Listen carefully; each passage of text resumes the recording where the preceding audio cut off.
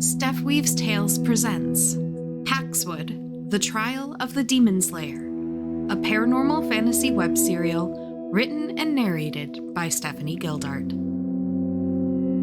Episode 3, The Sword, the Storm, and the Unicorn. I don't know why I trusted Jeremy so quickly, why I told him everything. I was on death's doorstep, and if my life was flashing through my mind, I might as well share it with one last witness.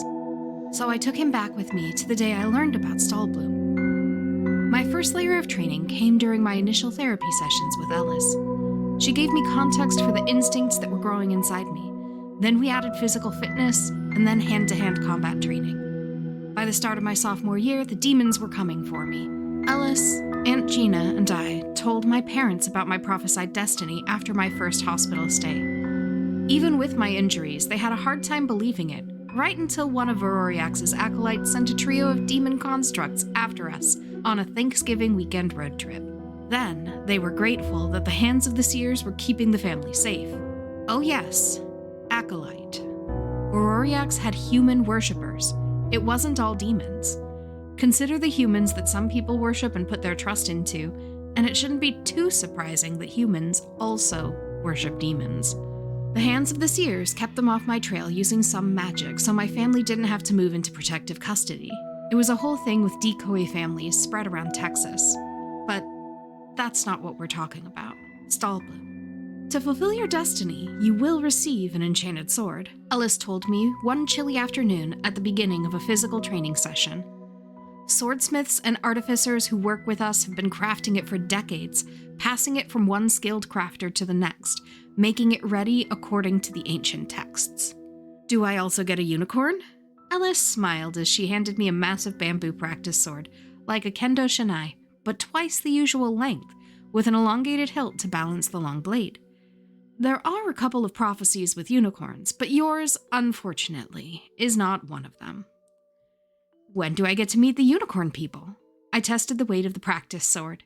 It was balanced, but unfamiliar. Grip it here and here. Your sword is a Zweihander, a two-handed sword that is wielded more like a polearm than a traditional sword. Ellis took out a second practice sword and demonstrated the grip. We rarely introduce chosen ones to each other. It can throw prophecies into chaos. If you're working together, then your adversaries decide to work together, and the threat the world faces grows. Oh. Some people had therapists who formed support groups around shared experiences. My prophecy set me apart every step of the way. Your sword is almost ready, Ellis said, bringing the conversation back to its purpose. Now that we know its form, we can make sure you're ready to wield it. Does the sword have a name? I wondered. Stallbloom. It was another 4 months of skirmishes with Veroriax's followers, training, and trying to maintain a normal life before I saw Stallbloom. In all that time, I dreamed of what the sword might look like. I researched Zweihanders, and nothing could ever have prepared me for its true beauty, form, or power. Rain drummed heavily on the car windows, thunder rumbled, and lightning flashed. Whether the cult of Veroriax made it happen or it was just the southern end of Tornado Alley doing its worst didn't matter. Any sane person would be indoors, but I was in a car with Ellis because Stallbloom was late.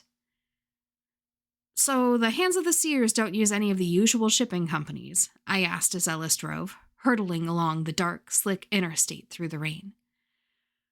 We do for mundane deliveries, but we have internal couriers for more sensitive items, Ellis said. Julian Kensington, the courier with your sword, inherited the legacy of the Pony Express as his calling. He is the chosen messenger. Wait. I pulled a face. The Pony Express left enough of a legacy that there's a chosen one? But it's relatively recent American history, yes, Ellis said. Some of our prophecies and chosen ones are ancient. Some relics are new. The bloodless pistol, the weapon of the chosen messenger, was first wielded by a rider with the Pony Express, called bloodless because its bullets only strike demons. The messenger can shoot through anything that isn't a demon without causing harm to innocents. Admittedly, the man who crafted the bloodless pistol used the metal of an angelic sword dating back to the Crusades, so one could argue that the Chosen Messenger's legacy is older than the Pony Express. The way Ellis slipped into sharing this background felt a little different from her other lectures on the history of Chosen Ones. More personal. "You're worried."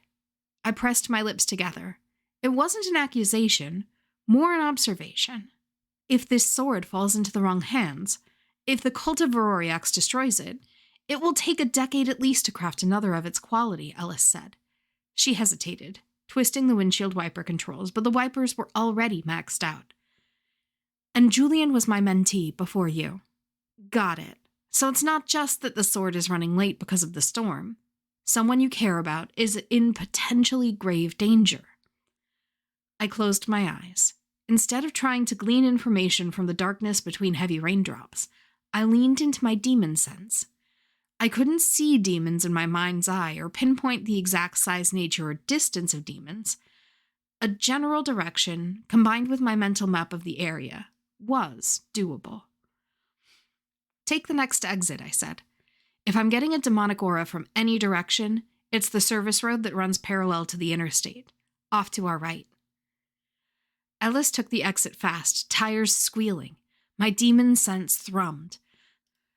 The service road had one lane in each direction, cracked pavement, farmland rolling by to our right, and the interstate nearby, separated from us by a drainage gully to our left.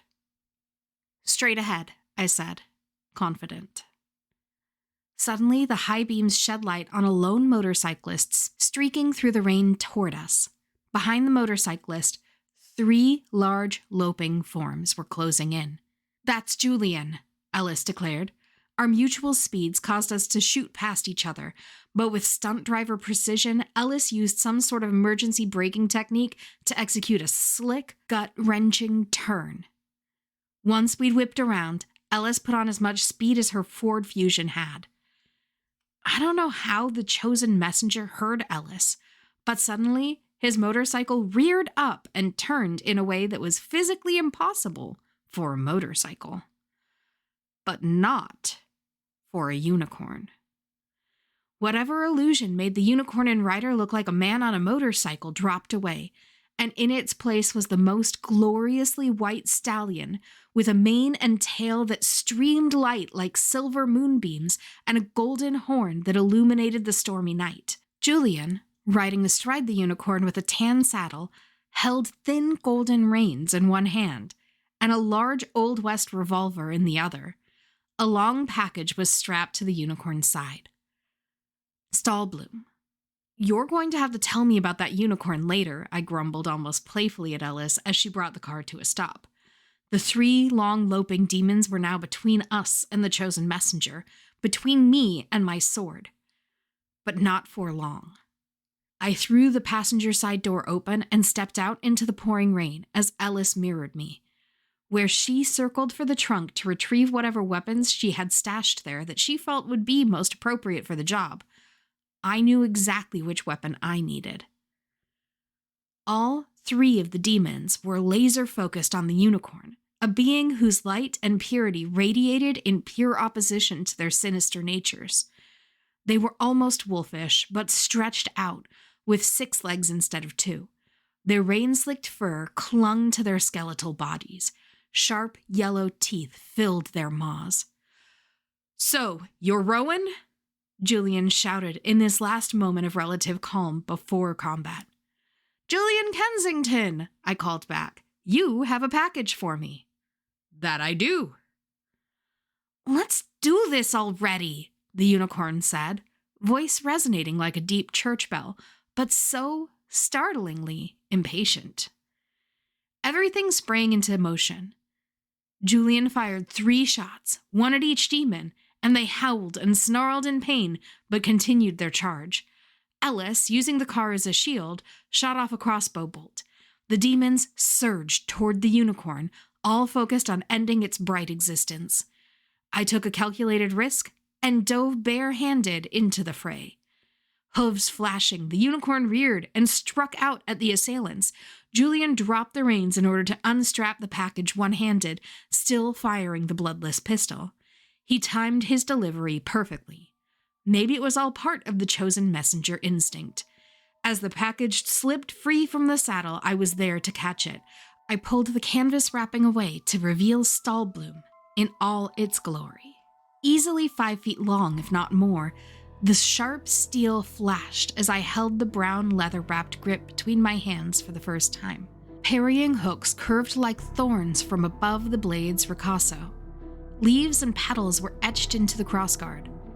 The pommel was a clear crystal held within a blooming rose. Practice and destiny intersected. The demons never stood a chance. "I need you to promise me something," I said to Jeremy then, tense. I reached up to grip him, but the hand I reached with wasn't there. "Make sure Stahlbloom gets to Ellis for safekeeping, okay?" The other voices, the arriving paramedics, were close now. "I will," he said. "Thank you," I added. "Hey, you don't have to have a grand destiny to do the right thing," he replied. Then he pulled back and started into the language of medicine with the paramedics. Everything got fuzzy. My mind drifted, but remained anchored in the weight of my wounded body. Thank you, listeners, for tuning in. Paxwood Book 2, The Trial of the Demon Slayer, is written and narrated by Stephanie Gildart. That's me. Theme music composed by Human Nature. Visit paxwoodtales.com to read the story as it unfolds. Want to read over my shoulder while I write what's next? Catch me live on Moonbeam for laid-back virtual write-ins and crafting. If you like the story and you want more, like, review, comment, subscribe. And if you're feeling particularly entangled, buy me a skein of yarn on Coffee. Carrie's paranormal tip of the day. Unicorns are beautiful, true, but most of them are vain. They can be like the popular girl clique in high school that goes around looking gorgeous and judging everyone else over superficial nonsense. If a unicorn doesn't like you, don't take it personally. It's them, not you.